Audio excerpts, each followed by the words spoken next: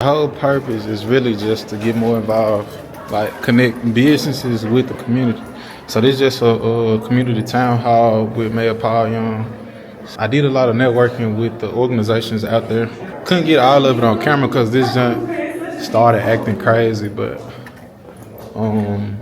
this probably like my third or fourth one that I've been to. Good, what about you? How you doing? All right. You work for jumping off the stage. That's right. Come on. I would do it. Look, I'm so for the turn. Go on, do it.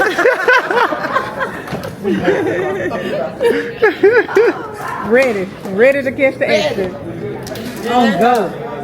The children get shot before I make a presence in the community. But the police out there, and then you got young guys walking up and down the alley with ARs and AKs. I'm sick of that. Okay, looks like you're enjoying the video. If you notice, about 85% of our employees are high school and early college students. This is because of Next Step Mentorship. We've made this a part of our business model. We mentor high school and early college students and connect them with resources they need to navigate life. We have sessions where we work through challenges, and our focuses in those sessions are professional development, entrepreneurship, and financial literacy. We definitely want to do as much as we can to provide resources for these students, as well as expand our reach to students outside of our company. You can help us do that by going down into the description and clicking the link for Next Step Mentorship. We're also looking to bring in more resources, so that means speakers, teachers, and other creators in these areas that want to support us. Please feel free to reach out. We want to add you in our session. Pastor, thank you, and thank you for your service for one thing, and everything you said, I agree with. And I'm not going to stand up here and tell you about challenges or anything. I'm going to tell you what we're trying to do with what we have. Here's what we're trying to do with what we have. And, you know, I don't know if you're aware, but some people are aware that the Memphis Police Department received a sizable grant, a VISA grant. It was a Violent Crime Intervention Fund grant. That grant was given to the police department. It wasn't given to the city, it was given to the police department. We could have bought cars, we could have bought toys, we could have bought all the things that police normally want. We decided we were going to take that money and we're going to invest in the community. We're going to invest in root causes, and we're still in embryonic stages, in the beginning stages of how we apply it, but we're applying it and going to apply it in those areas that you're talking about, where we can have more visibility. You're right, visibility is a deterrent. We only went into Tate and Boyd and a couple of places because we know that has been a long-standing problem with people feeling like they can just do anything in the community, but it's because the residents who are in that area, I won't call it, and people like you who are calling us and helping us identify people. What we want to do is not just do the one and done.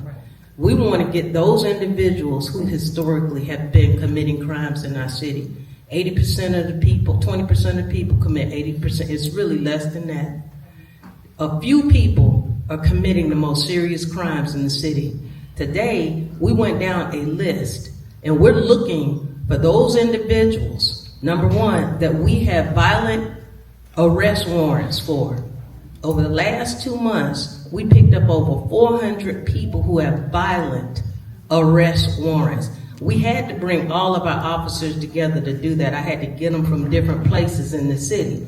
But instead of letting people continue to commit crime, that was the best way for us to bring all of these officers together, go in these different areas, and pick up these individuals that are committing crimes in the city. You're absolutely right. We need more visibility. We brought retired officers back. The retired officers have come back because we're using them to do some of that visibility in different communities. They're not in patrol cars and things. They're going out in the community. They're working with churches. They're working with children. Right now, we got 50 of those positions. And so we're trying to bring officers back to the department to do some of that community engagement work that you're talking about. You said a lot of things tonight, and I would love to be able to talk to you more and even partner more, because I want to be able to respond to some of the things that you said and how we work together. We've got to work together in order to impact change in the city. My detectives today, I was on the elevator leaving out, and Deputy Chief Wright told me we just saw 3 murders. We put 24 new homicide investigators to deal with the backlog of cold cases because they didn't have enough. And we need to solve them. People want answers. And when officers have more files, then they can't do anything right because they too busy pushing them from left to right. So we put 24 more detectives in that homicide unit, and now they're getting success because they're able to pull that onion back and spend time in these cases so that we can go and give the victim's family some answers and some resolve. But I would love to talk to you more. Thank you for your passion. Thank you for your service. Thank you. Hall.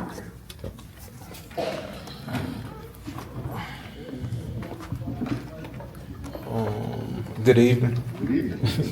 All right, I'm here with Bluff City Parties and Events. My name is Jay Smith, and my question is about involving businesses in community development. Currently, what we've been able to do the last 3 years is employ 10 to 15 high school and early college students. She talked earlier about getting kids excited for school, an incentive program at Doubletree Elementary.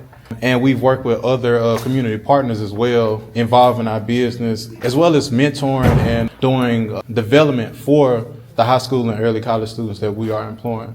So my question is, what resources do we have? What support systems do we have to do more of this? Because this is what we've done just out of pocket, out of, the kindness of our hearts. My mom comes from a background of working every school that I've been in. She's been there volunteering. I actually come from a background in education. I work with Peer Power and I taught for a year. So what support systems do we have to keep doing what we're doing and do more of it, and also bring more businesses in to have an impact on the community development? So a couple of things. Well, first, thank you all for what you're doing. And y'all should give it up for them for the work that they're doing. We always ask what is government going to do, but they're taking it upon themselves to do the work. So I want to say thank you for that. I think it's important that you do, one, talk about the work. I hadn't heard about the work that you all are doing. I think it's important that you brag about it. You show people, you put it on social media, you go to the news outlets. We want to give them positive stories to report. And they need to know what you're doing, because that's going to allow you to bring more resources towards your cause. And it's going to allow you to shame other businesses into doing the same thing. We need you to be successful. Number two, I think it's important to work with departments within city government. So connect with our Office of Youth Services. You guys are working with young people. They're working with young people. They have a lens on different grants that we're providing, like the Safer Community grants that we just put out. Peer Power was one of the organizations that were funded. And I think that this is something, I don't know if you all have a nonprofit partner that you guys work with that can receive those types of grants that 501c3s get, but if you have a nonprofit partner and you don't, think about establishing one, because you can access those grants to support your mission. And I think the most important thing is just getting more people to know the great work that you're doing. Tell those stories, because the impact that you're having in those young people's lives is part of what's going to change Memphis forever. Thank you. Okay.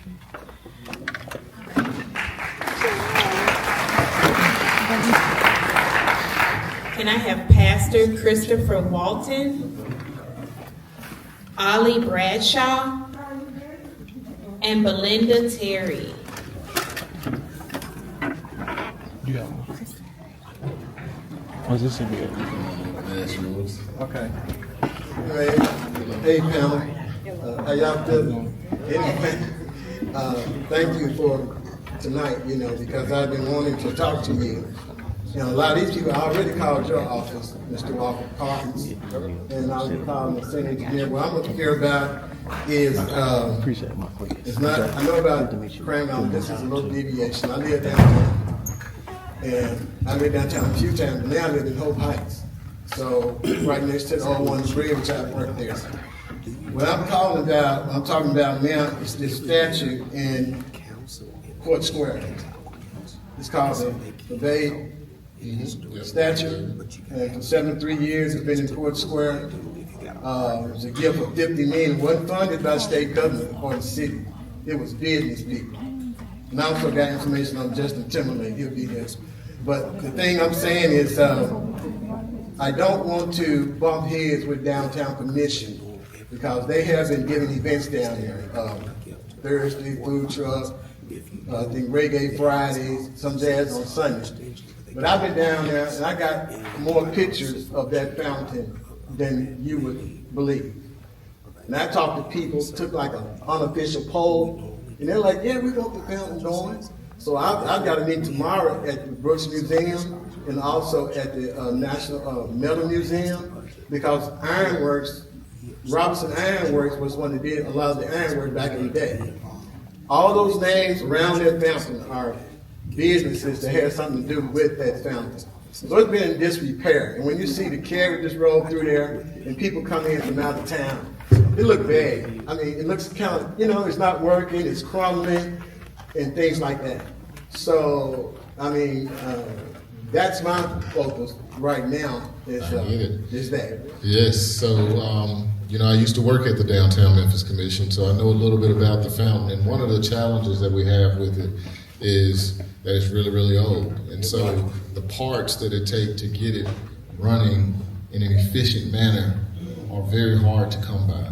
And so the teams with general services and parks and all these groups have been working to try and keep it going, and they've been putting patches on it. Exactly. I think it's going to take a broader approach. It's something that I know they're working on. So you already were talking to the right people, and I think you should also get connected with Downtown Memphis Commission. Yes, Clint. You already know. So Clint Burke. Tony Collins, I talked to him. Well, good. So you're having the right conversations, and we understand how important it is. We want to see it remain in that park for many years to come. So just work with our team so we can get that taken care of.